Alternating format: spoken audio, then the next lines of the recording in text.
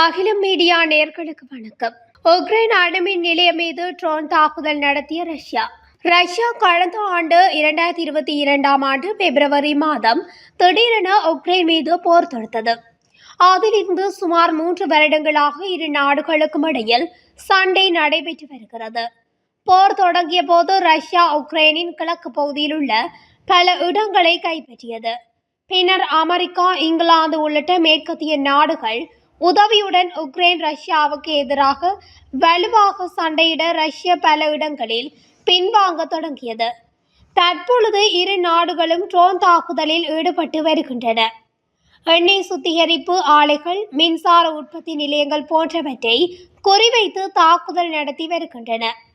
கடந்த மாதம் ரஷ்யாவில் உள்ள எண்ணெய் கிடங்குகள், இராணுவ ஆயுத கிடங்குகள் மீது உக்ரைன் ட்ரோன் தாக்குதல் நடத்தியது. இதில் ரஷ்யாவுக்கு மிகப்பெரிய அளவில் இழப்பு ஏற்பட்டது.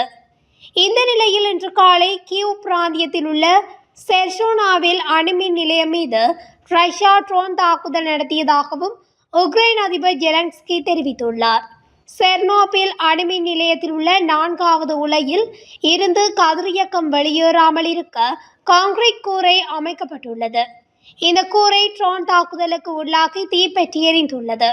நல்லபடியாக அணு உலையில் இருந்து கதிர்வீச்சு வெளியேறவில்லை, வழக்கமான நிலையில் உள்ளதாக தெரிவித்துள்ளார்.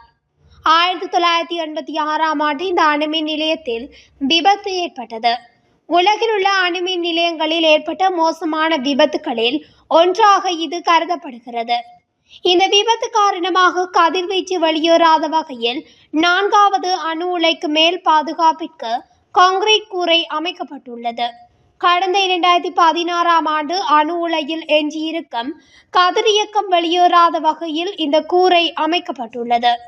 உக்ரைன் ரஷ்யா இடையிலான 3 வருட சண்டையில் உக்ரைனில் உள்ள 4 அணுமின் நிலையங்களுக்கு ஆபத்து உள்ளதாக எச்சரிக்கை விடுக்கப்பட்டுள்ளது.